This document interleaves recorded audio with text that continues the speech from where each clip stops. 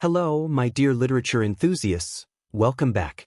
It feels like sitting down with old friends, ready to talk about something that isn't just entertainment, but a window into the human condition, into the choices we make, and the silences we leave behind. Before we dive in, let me pause for a brief moment to say this. If you enjoy thoughtful explorations of film, where we take stories apart as though they were texts in a seminar, full of symbols and layered meanings, then I would be so grateful if you could like this video and subscribe. It's not just about growing the channel, it's about creating a little community of readers and viewers, a circle of people who believe movies deserve to be understood the way we study novels or poems. Thank you, sincerely, for even considering that. And just so you know, this isn't a typical review. What follows is not a real movie review but a deeply intellectual, theoretical, and critical analysis meant primarily for those with a literature background. This is about education, insight, and the joy of seeing film through the lens of ideas. When I first watched The Amateur 2025, I found myself in that peculiar space where cinema stops being about the spectacle on screen and instead becomes a mirror, an essay written in light and sound. It pulled me into questions I've asked myself countless times. What does it mean to act outside the boundaries of expertise, to step into a world you were never trained for, and to insist that your heart's urgency matters more than your resume? I remember sitting there, lights dim, holding my breath, thinking back to moments in my own life when I, too, felt like the amateur. Perhaps you've known that feeling, the mix of terror and resolve when you realize no one else will fight for what matters to you. The film, at its surface, presents itself as a thriller. And yes, the pacing, the hushed conversations in sterile rooms, the unexpected betrayals, and the adrenaline-fueled escapes are all here. But if you look closer, it's less a thriller than it is a meditation on competence, grief, and the courage to claim agency when systems insist you remain silent. It follows a man whose personal loss collides with international intrigue, a man dismissed by professionals yet unwilling to surrender his will.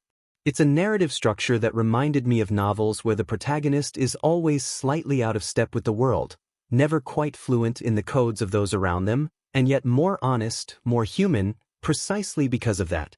I found myself recalling, strangely enough, my own years as a student, walking into classrooms where everyone seemed more prepared, more polished. I would clutch my notebook like a shield, scribbling furiously, hoping no one noticed the gaps in my knowledge. That same tension, the sense of being an outsider but also of carrying some deeper conviction, echoed through this film. It brought back those afternoons when I'd go to the library not just to study but to prove, silently to myself, that I belonged in the conversation. Watching this protagonist stumble, falter, then rise again gave me the peculiar comfort of recognition. Now, without spoiling too much, let me offer you a taste of the plot. Enough to stir curiosity but not enough to rob you of discovery. The story begins in quiet devastation. A man loses what he most loves, and the world around him shrugs with bureaucratic indifference. That pain doesn't stay in his chest, it becomes motion, it becomes decision. He enters a realm of codes, encrypted files, and shadowy corridors, places reserved for those with clearance, training, and weapons. But he is none of those things. He is, by all appearances, the wrong man in the wrong place. And that is exactly why the story works. The amateurs of the world, after all, are the ones who remind us that expertise can sometimes blind, that official channels can become dead ends, and that justice doesn't always follow protocol. As the story unfolds, he discovers not just the threads of conspiracy but also the deeper moral ambiguities that come with action. At one point, I won't give the specifics, the supposed enemy suddenly reveals a fragment of humanity, forcing the protagonist, and us, to question the binaries we cling to, good versus evil, insider versus outsider, legitimate versus illegitimate. That moment hit me hard. I thought of the times when people I labeled as adversaries suddenly revealed a pain or truth that disarmed me, moments when I realized the narrative in my head was far too simple for the complexity of another human being.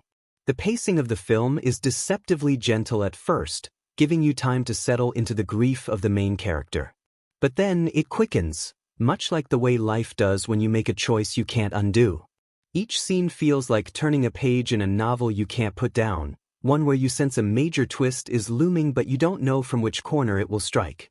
And when the twist does arrive, it feels less like spectacle and more like inevitability, the kind of revelation that makes you whisper to yourself, "Of course. It had to be this way."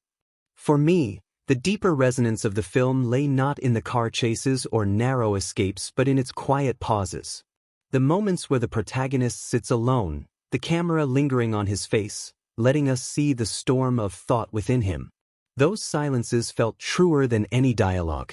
They reminded me of nights when I've sat at my desk, staring at blank pages, wrestling not with espionage but with the question of whether my own work mattered.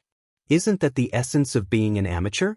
To move forward without guarantees, to act without applause, to trust that even in fumbling we might stumble toward meaning? There is also an element of irony here that I couldn't ignore. The man who is told he doesn't belong ends up seeing more clearly than those who supposedly do. The professionals with their polished jargon miss what he catches in a glance. It reminded me of old literary archetypes, the fool who speaks truth, the wanderer who sees what the citizens ignore, the child who calls out the emperor's nakedness. Perhaps that is why the film felt, at its heart, literary. It wasn't just about what happened. It was about who was permitted to speak and whose voice was dismissed. And here's where my own worldview tangled with the narrative. I've often believed that institutions, for all their resources, sometimes grow too rigid, too secure in their hierarchies. The amateur, then, is not a weakness but a necessity, a disruption, a question mark, a refusal to let expertise become arrogance. Watching this story unfold, I found myself thinking of literature's long history of outsiders, characters like Dostoevsky's Underground Man, or even the stumbling heroes of Kafka. Men ill-suited to the machinery of their world, and yet more honest for that very misfit status. As the story nears its climax, the lines between amateur and professional blur. By then, you realize that skill is not just training, but conviction. That to endure loss and still act is its own kind of expertise, one forged in fire rather than textbooks. The final act offers a twist that reshapes everything before it, leaving you both unsettled and strangely uplifted. I won't spell it out here, because the experience of seeing it unfold is essential. But I will say that it forced me to reflect on the cost of action, and whether redemption is ever truly possible when born of vengeance. Walking out of the theater, I didn't feel the usual rush of adrenaline. Instead, I felt quiet, thoughtful, as though I'd just finished a complex novel that refused to tie its threads neatly. That, for me, is the mark of a work worth analyzing, not that it entertains, but that it lingers, that it insists on being part of your inner dialogue long after the credits roll. And so, my friends, what I want to leave you with is this. Sometimes, it is the amateurs who carry the most radical wisdom. Sometimes, stepping into a world that tells you you don't belong is the only way to reveal its hidden truths. And perhaps, in our own small lives, we are all amateurs, fumbling through decisions without manuals, hoping our sincerity might compensate for our lack of mastery. That is why this story touched me, not because of the espionage or the intrigue, but because it reminded me that to be human is to risk action without certainty. Thank you for being here with me, for letting me share not just an analysis but a piece of myself. If this conversation stirred something in you, I would be honored if you joined this little circle by liking the video and subscribing, so we can continue diving into films as though they were novels waiting to be unpacked.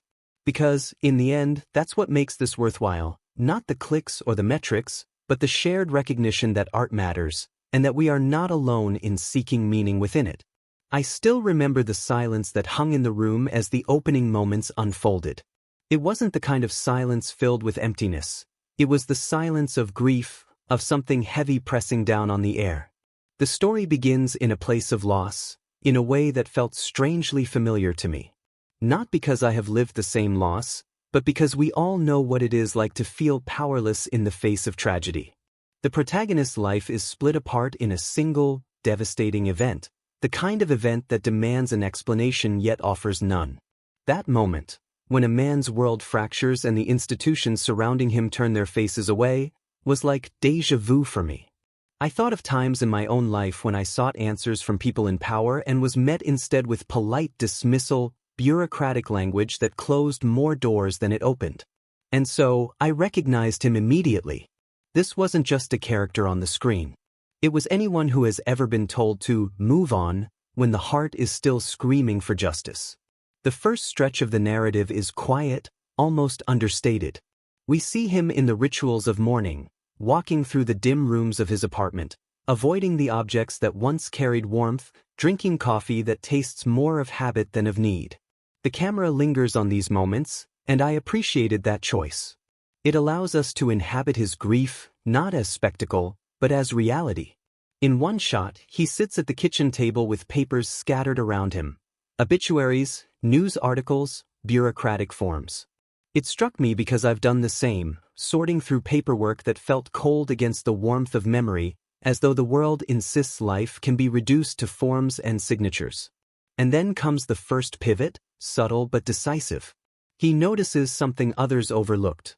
A detail in one of those documents, a piece of evidence so small that the professionals dismissed it.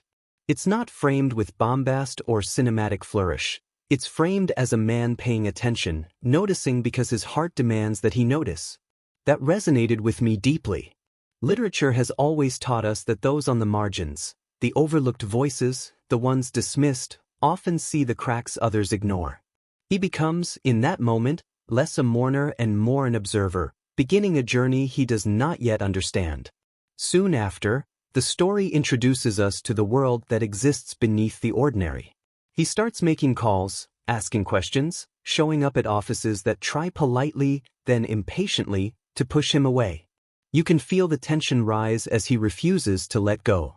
At first, it seems almost pathetic, this lone man trying to tug at the curtains of a stage he doesn't belong on. But slowly, as he gathers fragments, we realize that his determination is more dangerous than the indifference of the system. There is something here, buried deep, and he is willing to claw through walls to reach it. One sequence stayed with me. He goes to meet someone who once worked inside the machinery of intelligence. It's not glamorous. It happens in a dim cafe, the kind of place where the air smells of burnt coffee and damp wood. The man he meets is reluctant, guarded. But then, with the smallest hesitation, he lets slip a name, a date, something enough to suggest there is truth hidden behind walls of silence. That moment hit me because it reminded me of conversations I've had with people who knew more than they could say. The way their eyes flicker away mid-sentence, the way their voices lower not because of volume but because of weight. The tension builds not through spectacle but through accumulation. Each small discovery is a stone placed on his shoulders, pressing him forward. He breaks into places not meant for him, not with guns or gadgets, but with persistence. He finds ways to access files, sneaks glances at documents, overhears conversations never meant for his ears. These sequences reminded me of reading detective fiction, where the protagonist is always one step behind but refuses to stop walking. There's a remarkable scene where he follows someone through the city, shadows stretching across wet pavement, headlights carving the darkness. He isn't trained in surveillance, his movements are clumsy, his timing off. Yet, somehow, he manages. It's almost laughable, but that's what makes it work. He is an amateur in the truest sense, and the story doesn't hide it. Watching him stumble, then regain composure, made me think of my own attempts at doing things I had no training for. Like the first time I tried repairing an old machine without a manual, fumbling through wires and screws, my hands shaking but my mind unwilling to give up. That spirit is what drives him. Gradually, the narrative reveals more about the conspiracy at the heart of his pursuit. Documents suggest connections where none should exist. Officials dismiss him with rehearsed lines, but their very defensiveness betrays them.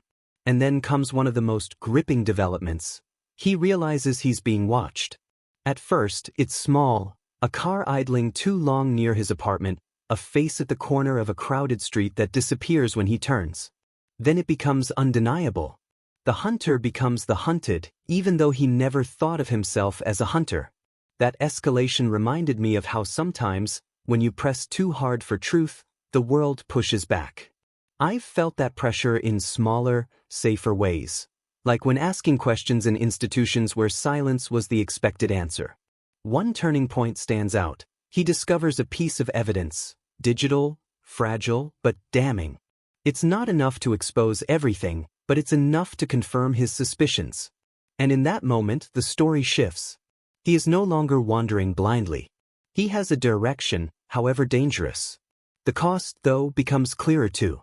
Friends turn away, frightened by his obsession. Colleagues mutter that he is unraveling. In one scene, a close companion begs him to stop, insisting that no truth is worth the destruction he is inviting.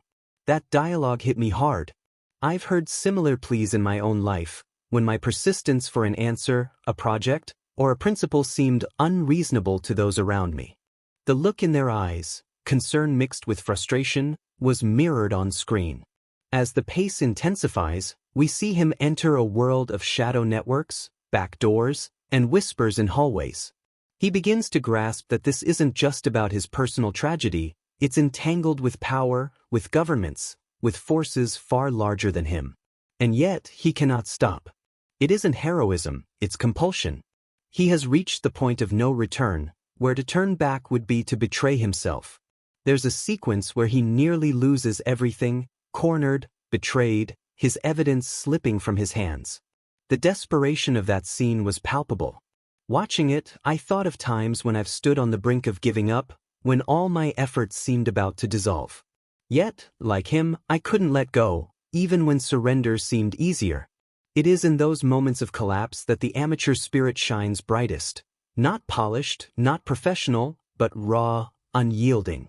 The final stretch of this half brings revelation upon revelation. Characters we thought trustworthy reveal cracks in their loyalties. Those presented as villains suddenly show slivers of humanity. And through it all, he continues forward, not because he knows the full truth, but because he believes it exists. The suspense doesn't rest on explosions or shootouts. It rests on the unbearable question of how far one person can go when they refuse to bow to silence. By the time this segment draws to a close, we are left breathless.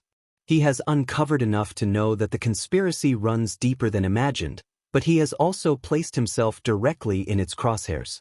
His transformation is unmistakable, no longer just a grieving man fumbling in the dark, but someone reshaped by pursuit, someone willing to risk everything for the flicker of justice. And I'll tell you honestly, watching this unfold stirred something in me. It made me think about the amateur moments in my own life, when I refused to accept the easy narrative, when I stepped into spaces I wasn't trained for, carrying only stubbornness as my guide. It reminded me that stories like this aren't about espionage or codes alone, they're about the fragile but relentless insistence of the human spirit, the refusal to let grief be swallowed by silence. The story moves forward with a kind of inevitability, as if every choice the protagonist has made so far has carved a path that can no longer be undone. He has crossed the threshold, there's no going back. What fascinates me most at this point is not the danger he faces but the transformation taking shape inside him. He is no longer the man who stumbled in grief, fumbling awkwardly in a world that dismissed him. He is something harder now, though not yet polished. That raw edge, half fear, half resolve, reminded me of moments in my own life when conviction carried me further than skill ever could. The shadows he once brushed against now envelop him completely. He discovers that the conspiracy he has been tugging at is not a loose thread but a vast, woven fabric stretching across borders and years. And in discovering this, he realizes the terrifying scale of what he has entered. I couldn't help but think of times when I uncovered truths about people or institutions that turned out to be so much larger than I had imagined, when I felt suddenly small but at the same time unable to turn away.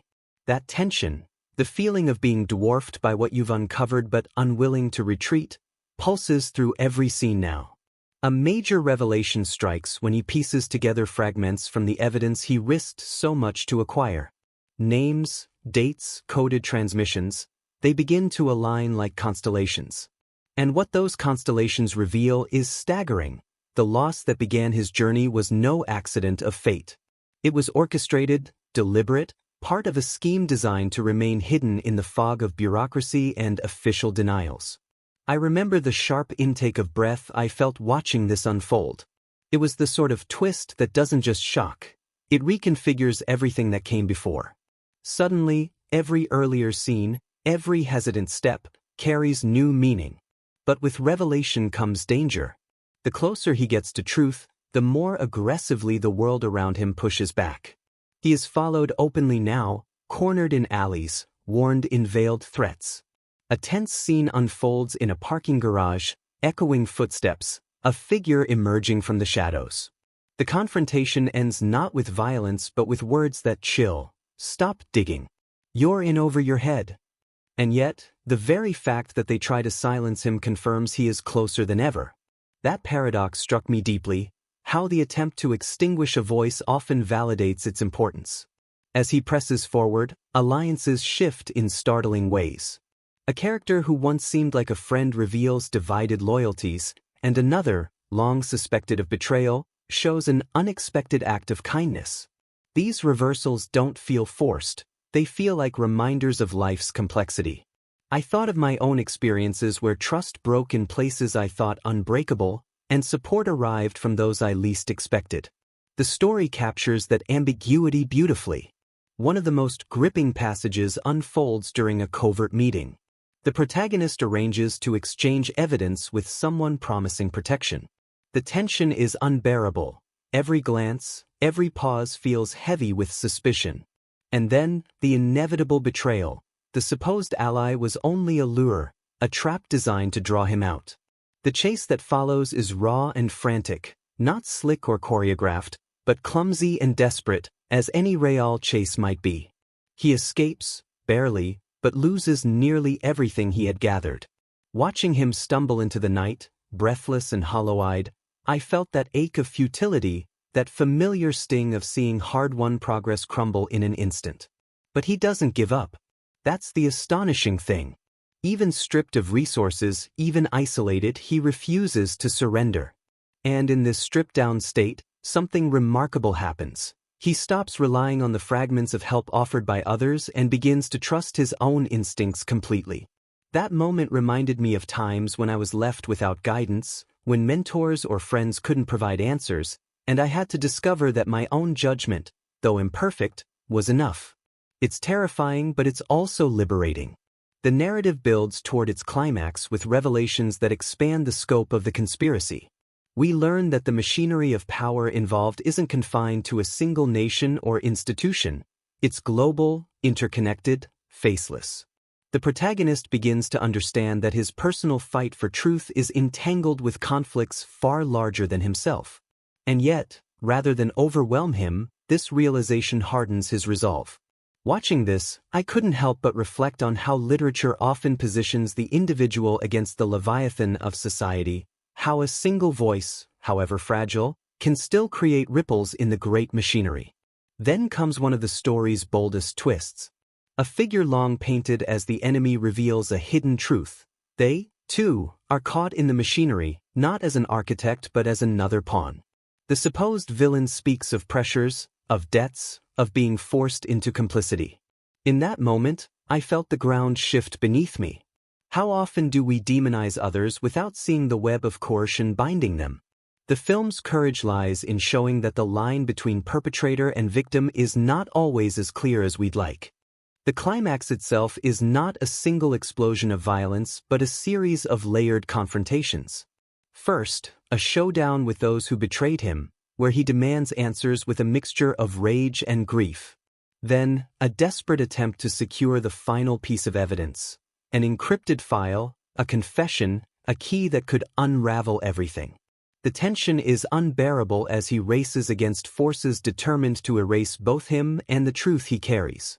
And when the final confrontation arrives, it is not triumphal. It is raw, painful, costly. The resolution is bittersweet.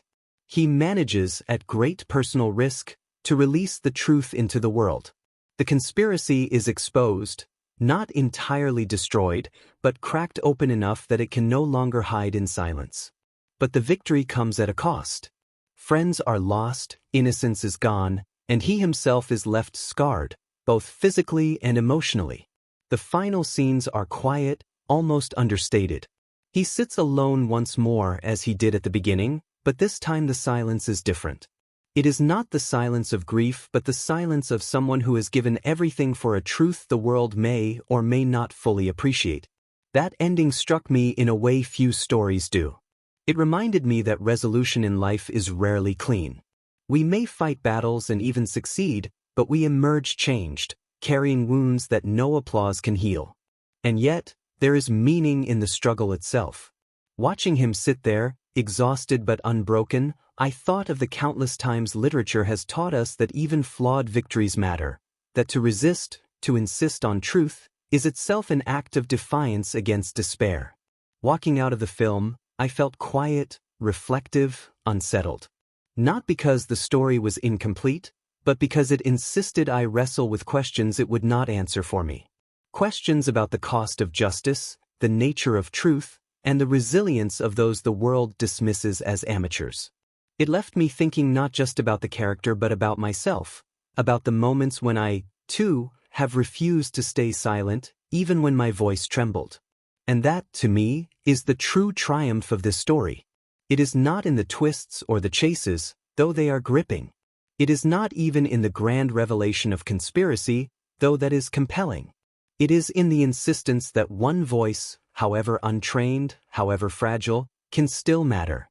That to act without permission, to fight without guarantee, to speak without authority, these are not weaknesses. They are, perhaps, the purest expressions of humanity. So when the credits finally rolled, I didn't clap or cheer. I just sat there, breathing, letting the weight of it sink in. And as I left the theater, I carried with me not just a story but a reminder that even when the world insists we are amateurs, our persistence, our refusal to give up, can still shape the truth. What has stayed with me the longest after watching the story unfold wasn't just the unraveling of conspiracies or the haunting tension of each scene. It was the people, fragile, flawed, and maddeningly human, whose choices shaped the entire current of events. Characters, after all, are what we remember when the smoke of plot fades. They are the mirrors that quietly reveal our own contradictions, and in this story, they are painted with brushstrokes so sharp that I felt, at times, as though I were looking at myself. At the heart of everything is the protagonist. What struck me most about him was not his bravery, but his ordinariness. He doesn't belong in the world of agents, encrypted files, or covert meetings. He belongs in the quiet corners of everyday life, at breakfast tables, walking city streets, leafing through newspapers with a highlighter in hand. That is what makes his transformation compelling. He is never meant to be the center of this narrative, yet grief drags him into it. Watching him, I thought of the countless times ordinary people, people I've known, people I've read about in literature, were forced into extraordinary battles because life gave them no choice. He reminded me of Chekhov's quiet characters, the ones who live in margins until suddenly the story demands they act. There is a stubbornness about him, one I recognized almost painfully. He clings to details others would dismiss, to threads others would ignore. That obsession is born not from training but from pain. In many ways, he is a character built on grief, shaped by loss like a stone worn smooth by water. And yet, beneath the sorrow, there is resilience. His amateur status is what makes him dangerous. He doesn't play by rules because he doesn't even know them. That paradox reminded me of moments in my own life when not knowing how things are supposed to work gave me the freedom to try something new, even reckless. His mistakes, his clumsy attempts, his refusal to accept silence, they made him more human than any sleek professional could ever be. But no protagonist stands alone. Around him orbit figures who complicate, challenge, and sometimes betray. One of the most striking is the so-called mentor figure, the retired insider he approaches early in his quest. This man fascinates me because he embodies resignation. He knows the truth, or at least fragments of it, but he has made peace with silence. His life is comfortable enough, his conscience numbed by years of compromise. Watching him speak in half-sentences, offering warnings instead of help, I felt both anger and pity. Haven't we all met such people? Those who know injustice but prefer the safety of distance. Those who explain away their silence as wisdom? He is the cautionary shadow of what the protagonist might become if grief hardened into apathy. Then there are the allies who briefly step into his journey. A friend who urges him to stop, a companion who pleads with him to let go. Their role isn't to aid his quest but to remind us of its cost. What I loved about these characters is that they aren't villains for wanting him safe. They are achingly human.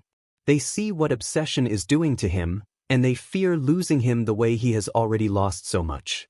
Their love is expressed in resistance, which to me felt truer than any blind loyalty. It reminded me of times when people I cared about tried to pull me back from cliffs they thought too dangerous. I was frustrated at them then, but in hindsight, I see the care hidden in their protests. The antagonists in this story are not painted in broad strokes of evil. Instead, they are cloaked in the gray of compromise. The men and women who orchestrate the conspiracy are terrifying not because they are monsters, but because they are professionals. Cold, efficient, faceless. They speak in clipped tones, wearing suits that seem more like armor than clothing. Watching them, I thought of Kafka's bureaucrats, characters who embody systems more than souls, whose menace lies in their detachment. What unsettled me most was how plausible they felt. They are not cackling villains. They are administrators of silence, architects of denial. And that made them far more frightening. Yet within this web of antagonists lies one character who defies expectation. At first presented as the enemy, sharp-eyed, commanding, ruthless, this figure later reveals depth. In a moment of rare vulnerability, they confess the weight of coercion, the way their choices were shaped by forces beyond their control. That complexity transformed my understanding of them. Suddenly, they weren't just an obstacle. They were a mirror of what happens when power traps a person in its machinery. I thought of Shakespeare's tragedies, where villains often bleed humanity when you least expect it, and you realize they, too, are victims of the very world they uphold. What fascinates me about these characters as a whole is how none of them remain static. The protagonist shifts from grief to obsession to weary resolve. The mentor drifts from reluctant silence to something almost like guilt. Even the antagonists reveal cracks in their masks. This fluidity made them feel alive, unpredictable.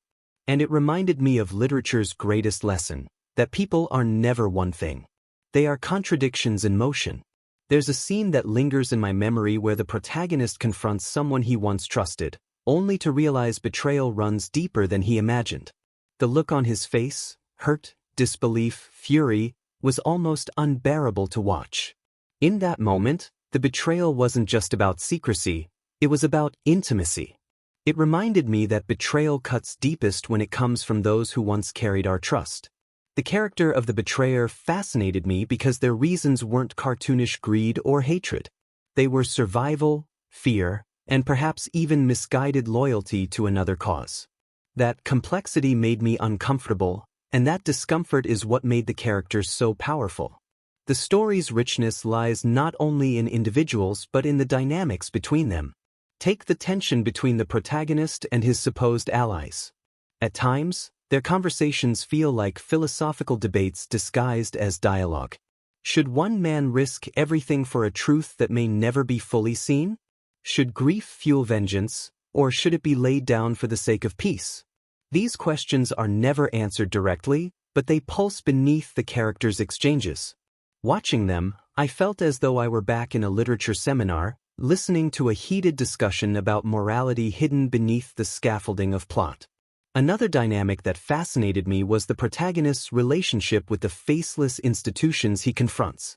These aren't characters in the traditional sense, but they function almost as characters, vast, impersonal forces with their own logic. The way he interacts with them, filing forms, demanding meetings, slipping into restricted spaces, felt like a dialogue with an unfeeling antagonist. It reminded me of Dostoevsky's or Orwell's characters fighting against invisible yet omnipresent powers. The institutions themselves become characters, and their coldness defines the emotional tone of the story as much as any single individual. What gives the narrative its emotional gravity is the way characters reveal the costs of conviction. The protagonist loses friends, security, even a sense of self. The mentor figure loses credibility and peace of mind. The antagonist loses their mask, revealing the fragility beneath. Every character is stripped of something, as though truth demands sacrifice from all who touch it. That pattern haunted me long after the film ended. It suggested that to pursue justice is not to win cleanly but to endure loss and carry scars. The resolution of each character arc is neither neat nor fully satisfying, and I think that's intentional. The protagonist emerges alive but not unbroken. His grief remains, though it has been reshaped by action. The mentor figure fades back into obscurity, haunted by the fragments he finally admitted. The betrayer is left ambiguous, punished, perhaps, but not erased. And the antagonist who revealed their humanity leaves us wondering whether redemption is possible in a world built on compromise.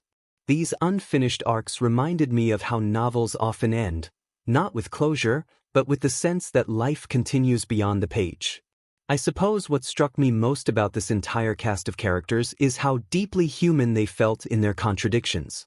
No one is entirely noble, no one entirely vile. Each is a mixture of fear, grief, loyalty, and compromise. And that is why they resonate so strongly. They aren't archetypes, they are reflections. Watching them, I found myself not just analyzing their choices but questioning my own. Would I have been brave enough to persist like the protagonist? Or would I have chosen the mentor's safety, the betrayer's compromise, the antagonist's silence? The uncomfortable truth is that I saw pieces of myself in all of them. That, I think, is the true brilliance of the character design here. It refuses to let us remain outside as spectators.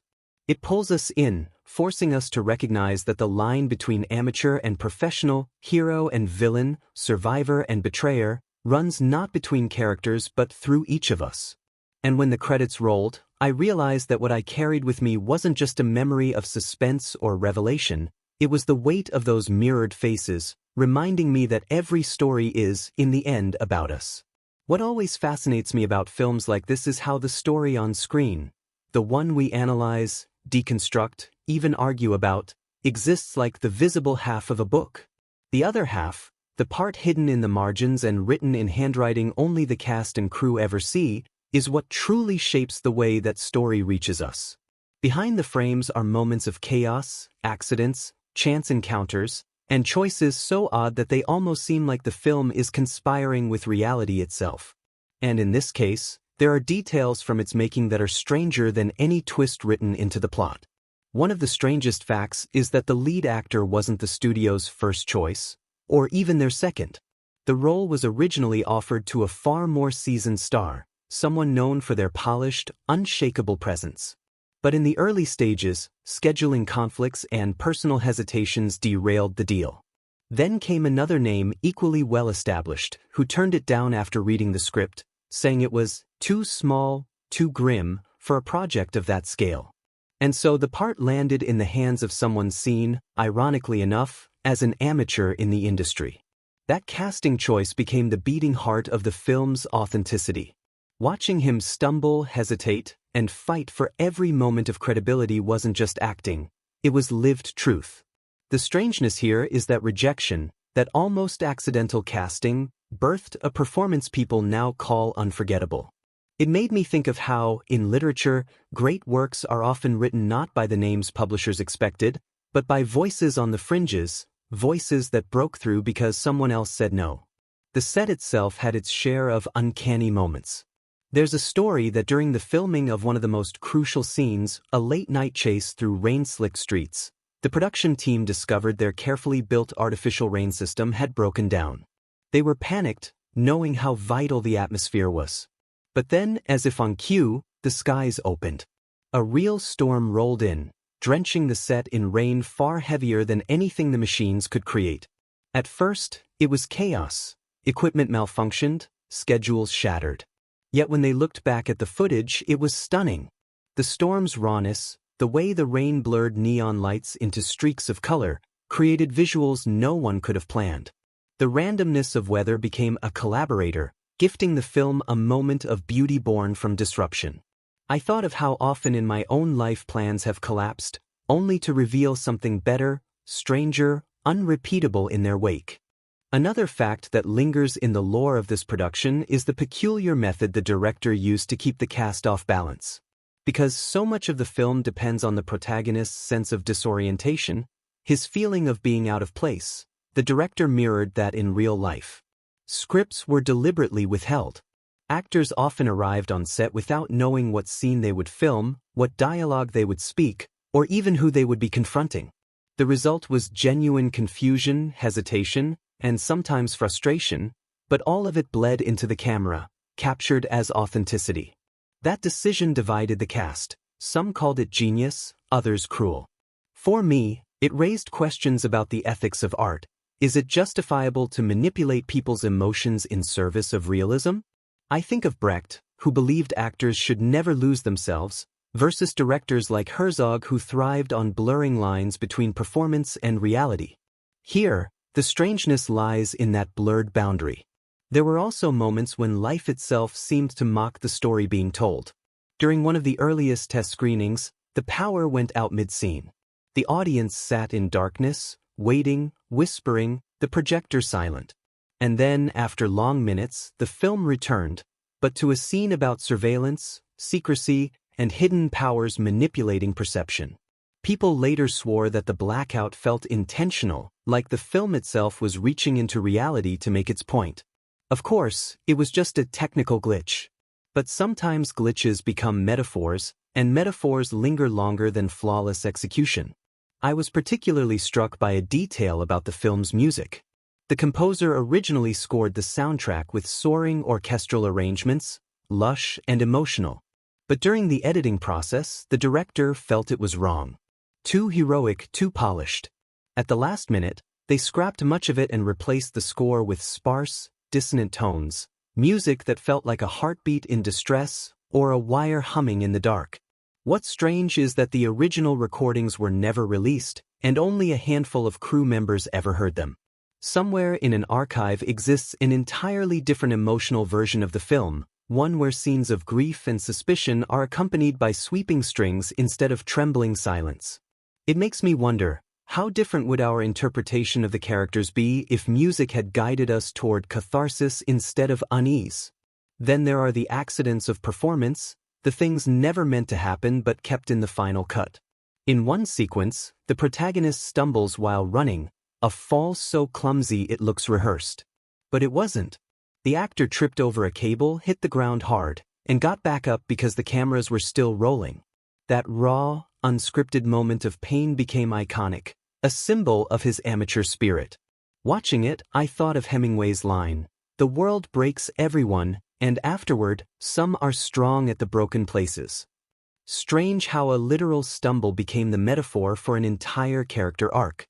Even stranger were the coincidences between the film's script and real-world events. During production, news broke of a scandal eerily similar to the conspiracy woven into the plot.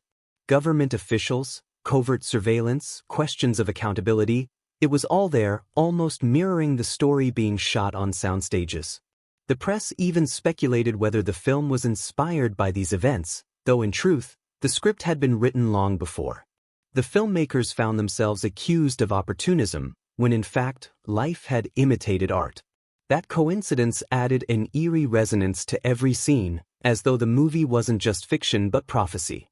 Some trivia reveals the humanity of the crew more than anything else. For instance, the lead actor, known for his intensity, insisted on performing nearly all his own stunts, despite having no formal training. He bruised ribs, tore ligaments, even fainted once on set. Production slowed, insurers panicked, but the footage was undeniably authentic. What fascinates me is how art often demands a toll from those who give themselves to it. His injuries are invisible in the final cut, hidden beneath editing and sound, but knowing they exist makes me see every movement differently. Another curious fact, the film's climactic scene was shot in near total secrecy. Even most of the crew weren't told what would happen. Only a skeleton team was present, and the footage was guarded as though it were state property. This secrecy gave rise to countless rumors, that there was improvised violence, that an actor went off script, that the ending itself was rewritten on the spot. None of these have been confirmed, but the mystery surrounding that shoot has become part of the film's mythology. It reminds me of how literature thrives on the unknown, the gaps between lines, the silences between words. Here, production itself became a narrative of secrecy. There were lighter oddities too. During filming, one of the sets was invaded by a stray cat that refused to leave. The crew fed it, tolerated it, and eventually gave it a cameo in the background of a scene. If you look closely, you can spot it, tail flicking, indifferent to the gravity of espionage unfolding around it. That detail makes me laugh every time, because it feels like reality asserting itself. No matter how tightly we choreograph our dramas, life wanders in, messy and unscripted. But perhaps the strangest fact of all is the way this film nearly didn't exist. Early in development, funding collapsed, and the project was shelved. Months passed. Scripts collected dust. Then, through a chain of accidents, an investor looking for a tax write-off, a producer stumbling across the discarded screenplay, the project revived. It wasn't born from confidence but from coincidence. And yet, here it is, a story that now feels indispensable. That strangeness humbles me. How many other stories were lost forever because chance didn't intervene? Thinking back on all these oddities, the storms, the blackouts, the withheld scripts, the unscripted falls, I'm reminded that art is never just the sum of intention. It is a collaboration between planning and chaos, control and accident. The strangest facts are not curiosities to be filed away, but reminders that the very fragility of filmmaking is what gives it life. Just as literature often survives because of marginalia, drafts, and mistakes, cinema thrives because of accidents that cannot be replicated. And in the end, these strangenesses become part of our memory of the film itself.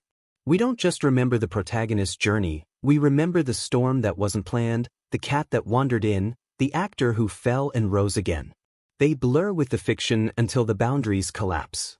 And maybe that's what makes this story so enduring, that the film itself became a mirror of its theme, that amateurs, accidents, and the unexpected are not obstacles to meaning, but the very things that create it. What lingers in memory about this story isn't only its unraveling plot or its haunted protagonist. It's the way certain events unfold with such gravity that you feel as though you're watching more than fiction, as though something essential about the human condition is being revealed before your eyes. These aren't just scenes or sequences, they are tectonic shifts within the narrative, moments when time seems to slow, when silence feels heavier than words. And from a critical perspective, these events aren't isolated. They speak to deeper themes of grief, power, and resistance. The first event that demands attention is the opening tragedy, the fracture from which everything else spills outward. Watching it, I felt a kind of silence descend in the theater, a silence that reminded me of reading the first chapter of a Dostoevsky novel, when some small domestic detail suddenly collapses into devastation. The event is presented not as spectacle but as absence. The empty chair, the unanswered phone, the way the protagonist's hands shake when he holds a photograph. Critics might call this restraint anti-cinematic, but to me, it was more powerful than explosions or screams. By refusing melodrama, the story places us inside grief itself, where devastation is quiet, where the world doesn't stop even when yours does. This opening event sets the emotional tone, a narrative that will resist easy catharsis and instead force us to sit with discomfort. Another significant event comes when the protagonist notices a seemingly minor inconsistency in the documents surrounding his loss. From a critical perspective, this moment isn't about the information itself, it's about recognition. Literature has taught us that epiphanies are rarely grand. They are often the quiet realization that something doesn't align. Joyce called them epiphanies, for a reason, revelations about truth hidden in smallness. Here, that discovery functions as a spark, the first act of resistance against indifference. For the audience, it's the instant we understand that grief will not fold into silence, it will demand pursuit. Critics later remarked that this moment transformed the film from a personal drama into a thriller, but I think it's more than genre. It's a hinge of humanity, the refusal to let bureaucracy dictate closure. One of the most striking events, and one often discussed in critical circles, is the first encounter between the protagonist and the retired insider, the man who embodies resignation. Their meeting in the dim cafe is more than narrative exposition, it is a confrontation between two worldviews. One says, "Stop. This is larger than you." The other says, "I can't stop even if it is." Watching that exchange, I thought of Greek tragedy, The chorus that warns the hero against hubris, the inevitability of suffering when one man resists the machinery of fate. Critics interpreted this scene as the film's moral crossroads, where the story could have ended in silence. Instead, it presses forward, and in that choice lies the film's defiance. Then there is the surveillance sequence, where the protagonist realizes he is no longer only an investigator but also a target. From a critical perspective, this event transforms the narrative into a dialectic. He seeks truth, but truth itself seeks to erase him. The language of cinema here, shadows lengthening, headlights following too long, echoes nor traditions, but it also recalls Kafka's bureaucratic nightmare, where systems not only resist you but consume you. The impact on the audience is profound. Suddenly, empathy for grief turns into anxiety for survival, and the story shifts gears from internal to external, from mourning to paranoia. The betrayal sequence stands as another cornerstone event. A supposed ally lures the protagonist into a trap, and the truth of deception shatters trust. Critics later debated this moment, arguing whether it was predictable or shocking, but what matters more is its thematic weight. Betrayal is not just narrative tension, it is a reminder that in systems of power, loyalty is fragile, that survival often demands compromise. For me, the look on the protagonist's face during this betrayal was the most haunting image of the film, the collapse of trust mirrored in his trembling expression. It reminded me of how literature treats betrayal, not as plot mechanics, but as rupture in intimacy, a fracture that reshapes identity itself. The event that critics called the turning point arrives with the discovery of damning evidence. From a structural perspective, this is the climax of the investigative arc, the point where doubt becomes certainty, where suspicion becomes knowledge.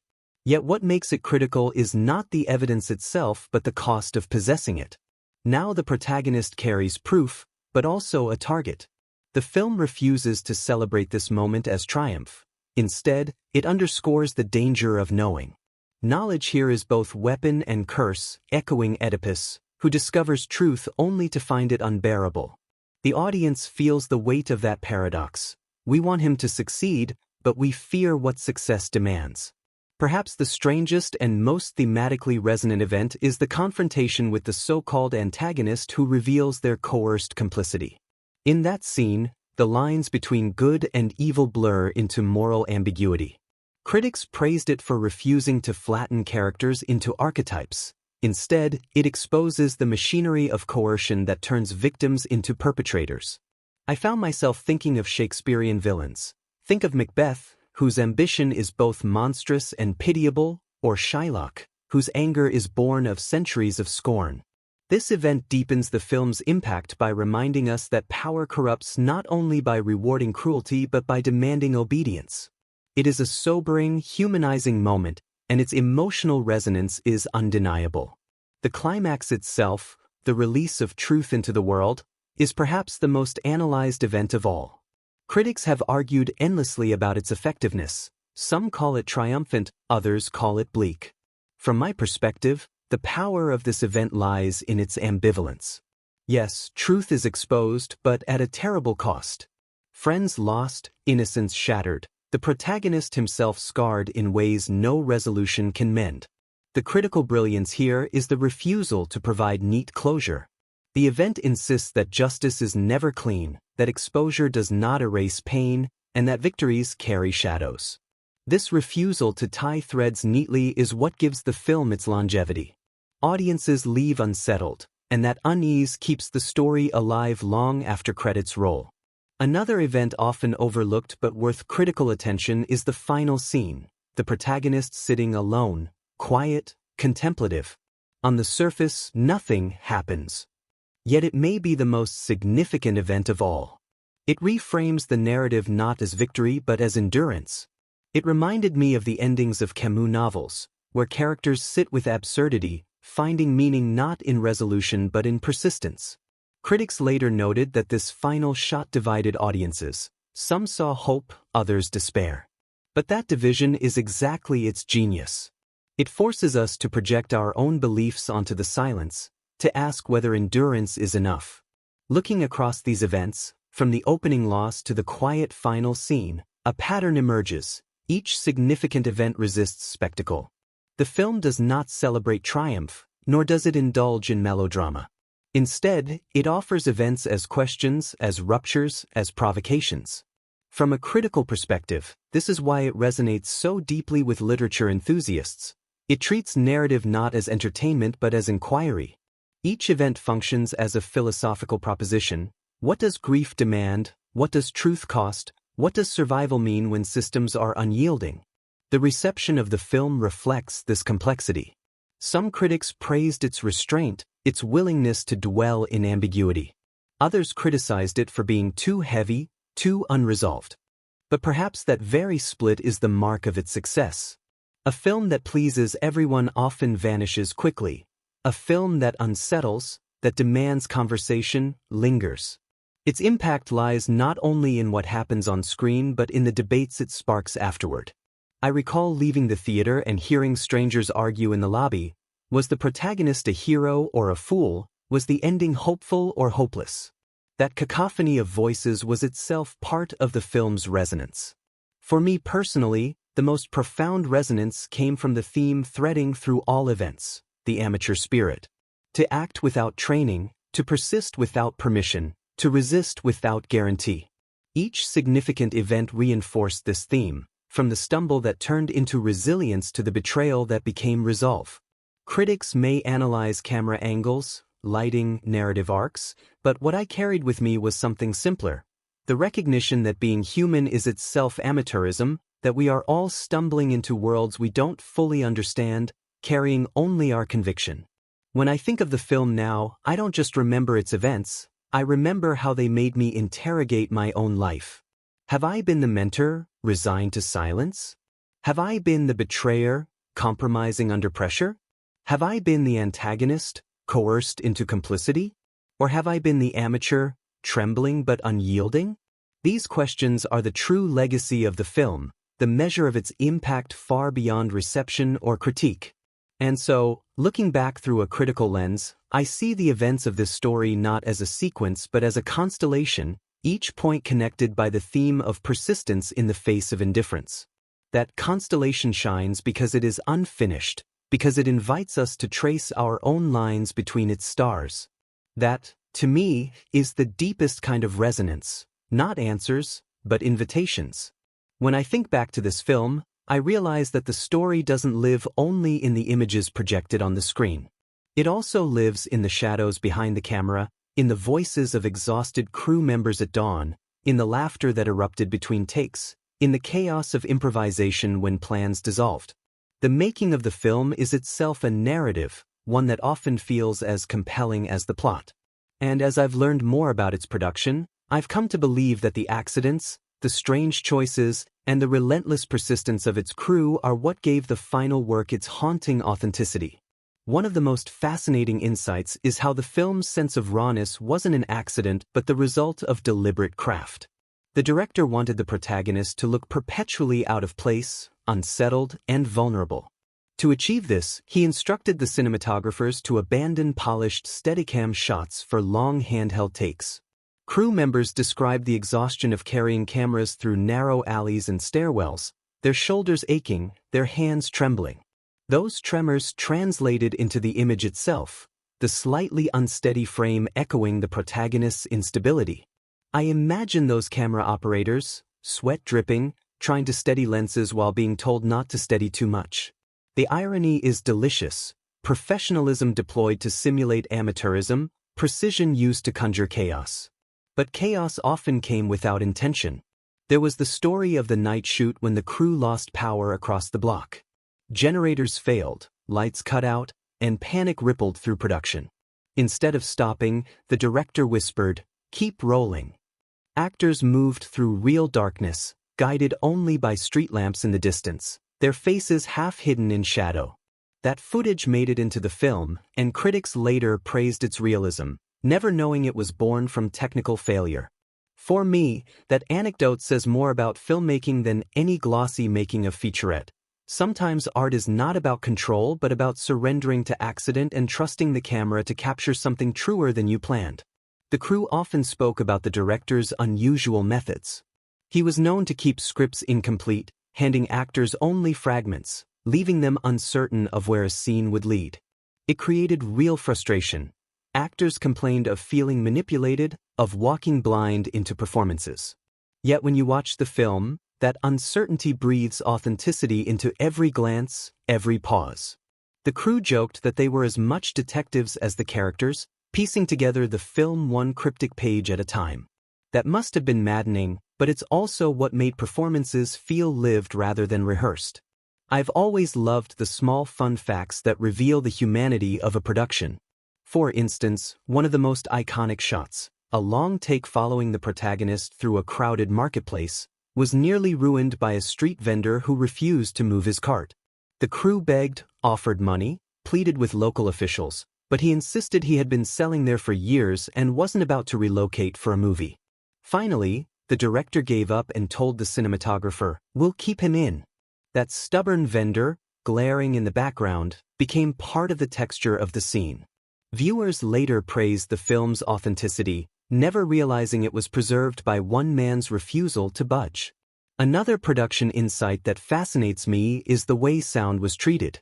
Instead of recording dialogue cleanly and adding effects later, the sound team was instructed to capture the world as it was, even if it meant messy audio. So you hear footsteps echo unevenly, doors creaking too loudly, distant sirens bleeding into conversation. Most productions would strip these away as noise. Here, they became part of the film's emotional language, amplifying the sense of unease. A crew member once joked that they spent more time chasing echoes than capturing dialogue. And yet, that choice rooted the film in its world, making every sound feel like a character. There's a wonderful anecdote about the rainstorm scene. The crew had prepared artificial rain machines, carefully calibrated to produce just the right density. On the night of shooting, the machines sputtered, clogged, and failed. Hours were lost. Then, as if mocking their efforts, real clouds gathered. Within minutes, torrential rain drenched the set. Equipment was nearly ruined, actors soaked to the bone, but the footage captured lightning flashes illuminating drenched faces, images so raw and breathtaking that no amount of planning could have matched them. The director later called it, "the most generous accident of my career." I find something beautiful in that, the way nature itself collaborated, reshaping cinema with forces beyond control. Not all stories were grand. Some were simply human. The crew spoke often of how the lead actor refused to stay in his trailer. Instead, he sat with the camera team, helped extras rehearse, even carried equipment when schedules slipped. He wanted, he said, to feel the weight of the production physically, not just emotionally. That humility inspired loyalty. Crew members later recalled how, after grueling 14-hour shoots, he would still shake every hand on set before leaving. In an industry often criticized for egos, that small gesture became legend among those who worked on the film. Then there was the infamous cat incident. A stray cat wandered into one of the sets and refused to leave. Every time they shooted away, it returned, weaving between cables and curling up on props. Eventually, the director gave up and wrote it into the background.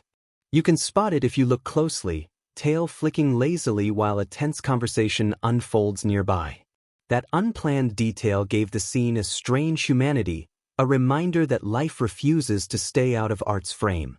One of the crew's most treasured memories was of the night they shot the confrontation in the parking garage. They had only one night permit, meaning no reshoots. Halfway through, a group of teenagers snuck in, curious about the bright lights. Instead of calling security, the director let them watch from a distance. The teenagers stood transfixed, whispering, occasionally gasping at the intensity of performance. When the scene ended, they clapped, raw, unpolished applause in a cold concrete space. Crew members said it felt like the truest premiere the film ever had, a reminder that storytelling isn't about critics or festivals but about the immediacy of connection.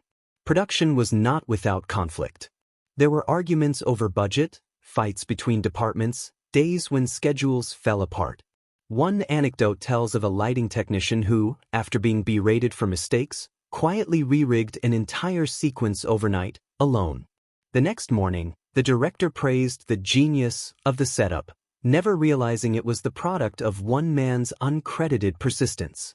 Stories like that remind me how films are carried not just by directors or stars but by armies of unseen hands, each adding their piece of devotion. And then there's the strangest fact of all. At one point, the studio nearly pulled the plug. Costs were climbing, delays stacking, executives losing patience. Rumors spread on set that they were days away from shutdown. Morale collapsed. But then, on a rainy afternoon, the producers arranged a private screening of rough footage for the investors.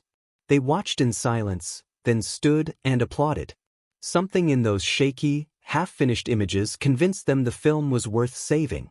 That applause saved the production. The crew often said afterward that it felt like a resurrection. Without that moment, everything would have vanished into shelves of abandoned scripts. The fun of hearing these stories is that they reshape the way I watch the film. That marketplace vendor's stubborn glare, that cat wandering indifferently, that storm soaking actors until their bones shook, all of it lingers beneath the polished surface. When I rewatch, I don't just see characters on screen. I see the hands of the people who carried cables, adjusted lights, rewired soundboards in the dark. I see the resilience of artists making meaning out of accidents. There is a poetry to production, a reminder that films aren't sculpted from certainty but from chaos. What fascinates me is how often the crew spoke of exhaustion, accidents, and failures not as burdens but as gifts. Each disruption birthed authenticity. Each compromise created texture. Each unplanned moment became unforgettable. It reminds me of literature, where the margins often contain more insight than the main text, where drafts, errors, and crossings out reveal the soul of the work. And perhaps that's the final insight, that filmmaking is less about control than about conversation, between artists and accidents, between vision and resistance. What we call fun facts are not trivial curiosities. They are the bones of the work, the strange pulse beneath its skin. They remind us that behind every carefully framed shot lies a world of sweat, laughter, chaos, and grace. And when I think of this film now, I carry not only its story but also the story of its making, a reminder that art is never neat, but always alive. When I think about this film, I don't only recall the faces of the characters or the turns of its plot. What rises most vividly are the spaces they inhabit, the rooms where silence pressed in like a second character, the streets that seemed to stretch endlessly, the shadows that swallowed whole conversations. The settings weren't merely backdrops, they were active participants, shaping the story as much as any dialogue. Watching it, I felt less like a spectator and more like a wanderer, moving through worlds that seemed at once familiar and foreign, intimate and hostile.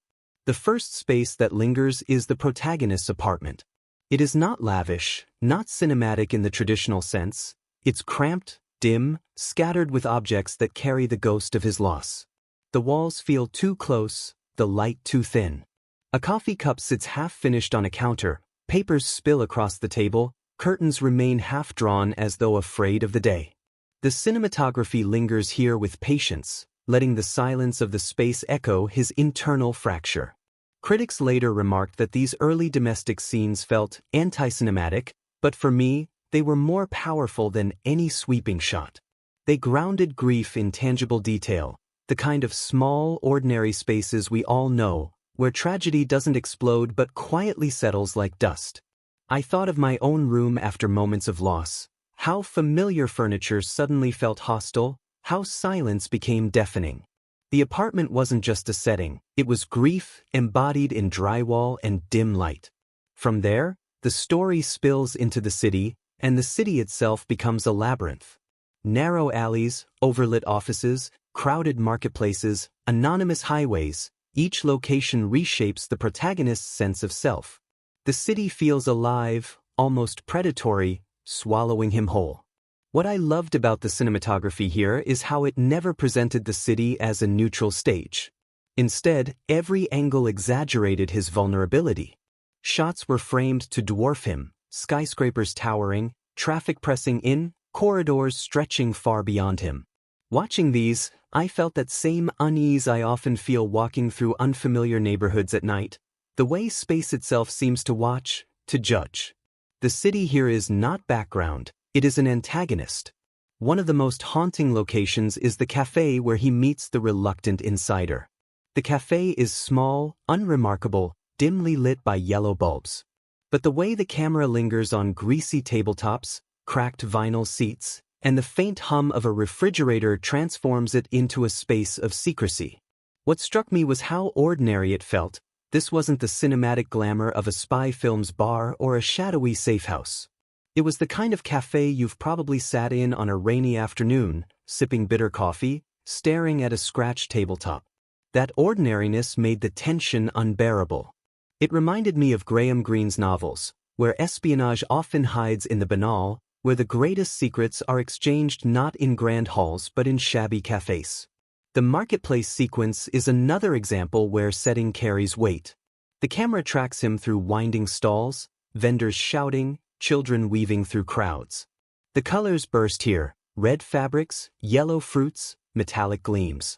But the vibrancy contrasts sharply with his unease. The cinematography uses long handheld takes, weaving through the crowd without cutting, so that we feel the claustrophobia of pursuit. You can almost smell the spices, hear the cacophony, and yet your stomach knots because danger lurks just beyond every corner. For me, it was a reminder of how beauty and fear often coexist, how a place can be both alive and threatening at once. Lighting throughout the film deserves its own meditation. Shadows dominate, not just as aesthetic choices but as metaphors. Rooms are lit by single lamps, corridors by flickering fluorescence, streets by harsh neon. The cinematography never lets light feel safe. It is either too dim, hiding too much, or too harsh, exposing too much. I found myself thinking of Caravaggio, who used light not to reveal but to dramatize, to cast truth as both revelation and wound. Here too, light is weaponized. When the protagonist is alone, light shrinks. When he is cornered, it blazes uncomfortably. It is as though illumination itself becomes a form of surveillance, exposing him when he longs for invisibility. Sound design blends with setting in fascinating ways. The parking garage sequence, for instance, isn't terrifying because of what we see, it's terrifying because of what we hear: echoing footsteps, distant car alarms, the drip of water. The space amplifies sound into menace. Critics later pointed out that this sequence borrowed from horror film aesthetics, where space itself becomes antagonist. For me, it was more than genre, it was memory. I recalled walking once through an empty garage late at night, every sound of my own shoes echoing back at me, making me feel followed by myself. The film captures that uncanny familiarity, turning it into dread. Rain is another recurring cinematic element, and not merely for atmosphere. Rain here isn't cleansing, it's oppressive. Streets blur under downpours, faces streak with water, neon reflections smear across asphalt. The cinematography often frames rain not as background but as barrier, the protagonist looking through fogged glass, drenched clothing clinging to him, storms drowning his footsteps. I read later that some of the most striking rain scenes were accidents of weather, captured when machines failed. That accident fits thematically. Just as the amateur stumbles into truth, so too does the film stumble into beauty. Rain becomes both chaos and revelation, washing away polish to reveal rawness. Interiors also play a critical role. Offices where officials deny him are sterile, washed in gray, filled with fluorescent hum. These spaces feel inhuman, deliberately depersonalized, like Kafka's bureaucratic hellscapes. Every chair too identical, every desk too neat. Watching him walk through those corridors, I felt the weight of institutions not as abstract ideas but as physical spaces designed to crush individuality. That's the brilliance of production design. It shows us power not through speeches but through architecture. Cinematography amplifies these themes by using framing that constantly positions the protagonist off-center. Rarely is he perfectly aligned. Instead, he hovers at the edge of the frame, dwarfed by doors, walls, or empty spaces. It creates a visual language of displacement, reminding us he doesn't belong. Critics noted that these off-kilter compositions evoked noir traditions, but I think it goes deeper. It is the visual echo of grief itself, the feeling that you are perpetually out of alignment with the world. Colors, too, tell their story. The palette shifts subtly as the film progresses. Early domestic scenes are muted, almost drained of color, grays, browns, washed-out blues.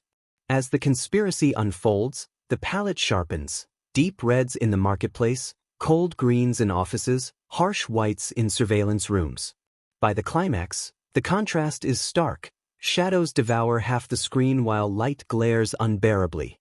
That progression isn't accidental, it is emotional cartography, tracing his journey from numbness to paranoia to confrontation. One of my favorite visual elements is how glass is used. Windows, mirrors, reflections, these recur throughout. We often see the protagonist not directly but refracted. His face in a rain-streaked window, his silhouette doubled in a mirror, his body distorted through security glass. Glass becomes a motif of separation, reminding us that he is always one step removed from truth, from connection. Watching those images, I thought of Borges' fascination with mirrors, how they multiply realities, fracture identity. Here, glass functions the same way, making us question what is real, what is accessible, and what remains forever distorted. The climactic sequence is perhaps the most stunning example of setting fused with theme. It unfolds in a stark, anonymous building, empty corridors, locked doors, humming machines. The cinematography strips away color until only steel and shadow remain. Every sound echoes, every movement feels amplified. This isn't spectacle, it's austerity. Critics later noted how the climax felt less like action and more like ritual, a stripping down of space until nothing remains but confrontation. For me, it was chilling in its minimalism. It showed that resolution isn't about grandeur but about standing alone in cold spaces, facing silence. Even the final scene, where the protagonist sits in quiet reflection, relies on setting. He is framed against an ordinary room, nothing dramatic, just a chair, a window, dim light. Yet the emptiness of that setting carries more weight than any explosion could. It is the aftermath of struggle made visible in furniture, in shadows, in stillness. Watching it, I felt the echo of Camus' The Stranger, where ordinary spaces carry unbearable existential weight. In critical circles, much has been written about how the film's use of setting aligns it with traditions of European art cinema rather than mainstream thrillers. Its refusal to glamorize locations, its insistence on ordinariness, places it in conversation with directors like Kieslowski or Antonioni. But for me, the power lies not in critical lineage but in emotional resonance. These spaces felt real because they felt lived. They reminded me of my own spaces, apartments where silence gnawed, cafes where conversations held unbearable weight, rainy streets where I felt both alive and endangered.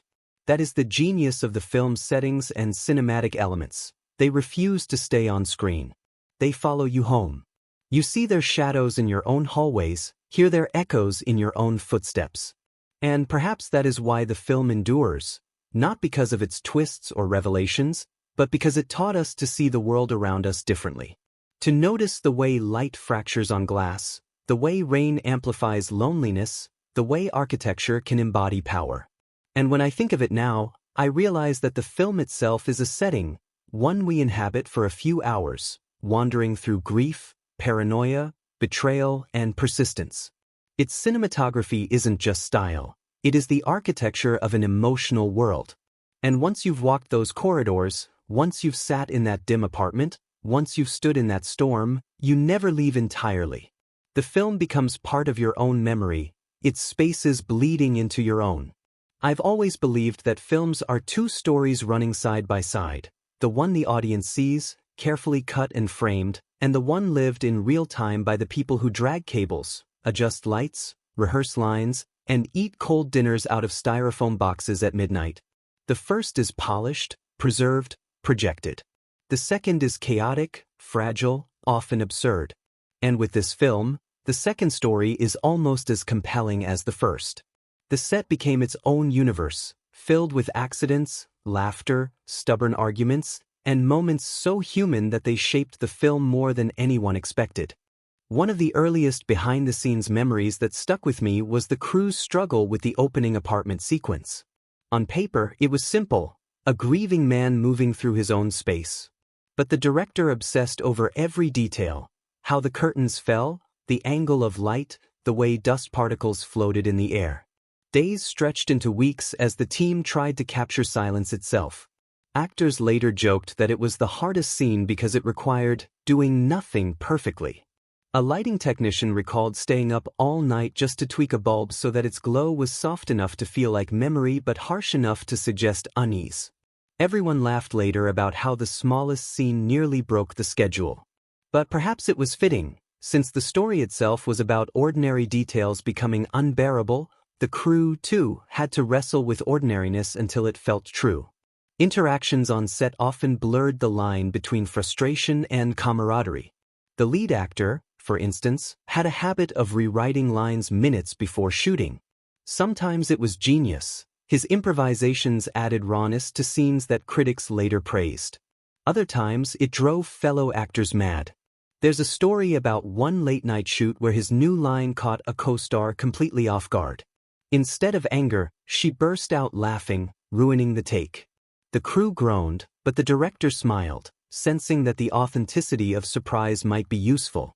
Sure enough, fragments of that unplanned moment made it into the final cut, proof that spontaneity often outshines rehearsal.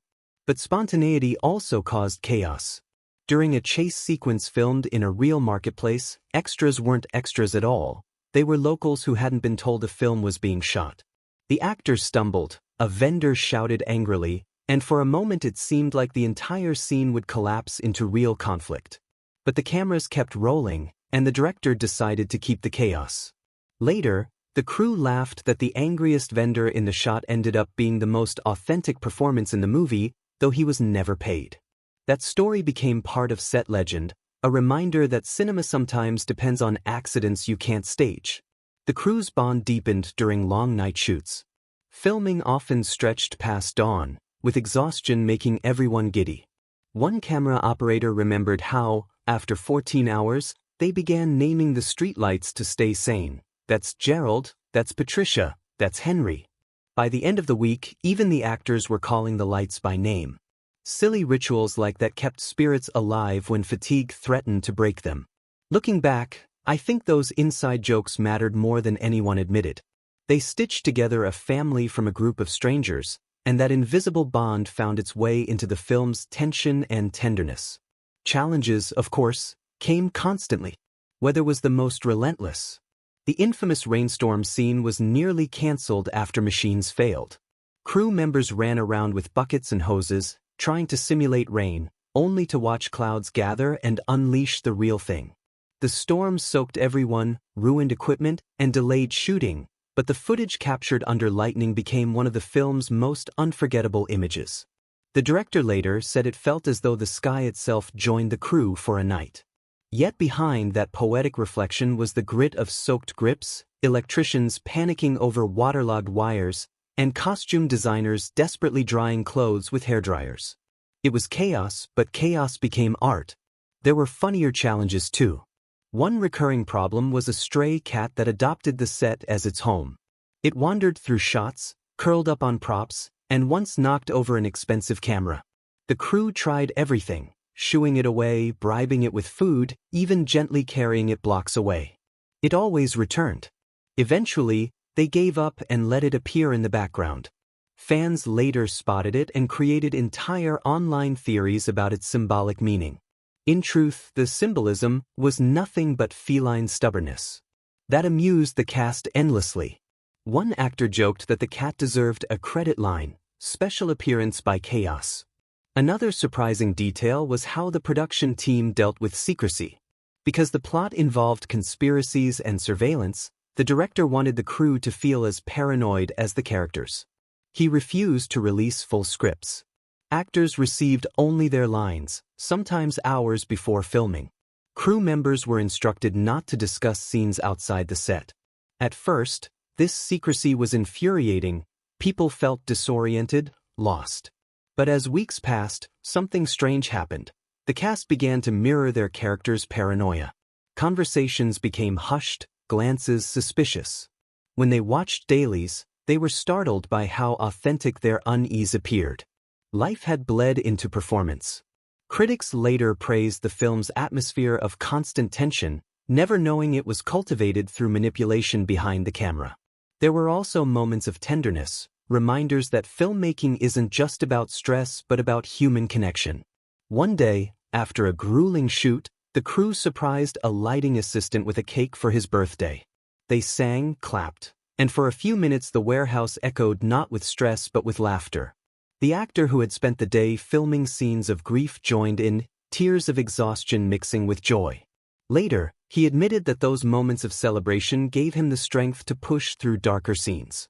That's what I love most about these behind-the-scenes stories. They show that films are built not just on budgets and scripts, but on birthdays, inside jokes, and kindness. The most serious challenge came when funding nearly collapsed midway through. The budget was overrun, schedules behind. Whispers spread that the studio might shut everything down. Morale crumbled. Then, one evening, producers screened a rough cut of key scenes for investors. It wasn't polished, grainy, raw, filled with mistakes. But the investors were stunned by its power. They agreed to fund completion. Crew members later said it felt like resurrection, like watching their dying project breathe again. That moment cemented their commitment. From then on, every department worked as if their lives depended on finishing. The adversity bonded them in ways smooth productions never could. Relationships among cast and crew became their own subplot. The lead actor was famously intense, sometimes brooding in corners between takes, other times joking with grips and costume assistants. His unpredictability unnerved some, inspired others. A supporting actress once described him as both the storm and the calm after it. Their chemistry, equal parts tension and affection, gave their on-screen interactions extra fire. Crew members whispered about arguments, reconciliations, even quiet conversations shared long after cameras stopped. Whether those rumors were true hardly matters. What matters is how human emotions spilled across the set, fueling performances with authenticity.